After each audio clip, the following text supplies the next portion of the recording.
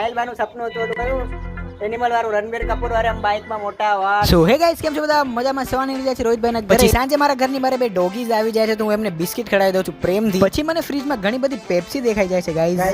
Pepsi આજે આટલી બધી ઘરમાં પડી તો મને દેખાતી નથી, પણ જ્યારે રૂપિયા નતા મમ્મી કને એક બે રૂપિયા લઈને જતો ત્યારે પેપ્સી લેવે ત્યારે લેતા. હવે આટલી બધી ઘરે પડે મને આજે દેખાડ્યું મસ્ત અમે પેપ્સી પી જાય સાહિલભાઈના ઘરે. પછી પહોંચી જાય છે સાહિલભાઈના ઘરે, પછી એક્સરસાઇઝ સ્ટાર્ટ કરી દે છે. પછી મારી વાત સાંભળો. સાહિલભાઈ વાળ કપાઈ આવ્યા છે ફાઇનલી, પણ હા મન તો બહુ ખરાબ લાગ્યા. સાહિલભાઈનું સપનું હતું તો કયું એનિમલ વાળું રણબીર કપૂર વાળા બાઇકમાં મોટા વાળ.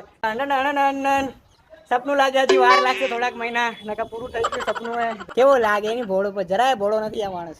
આ વાર જો હાજુ भाई बोले तो हम इंसान दिमाग से सब दिल से कब से यूं है, बोला ही यूं क्योंकि हम भक्त है भोले बाबा के. ठीक है। अरे हर हर महादेव.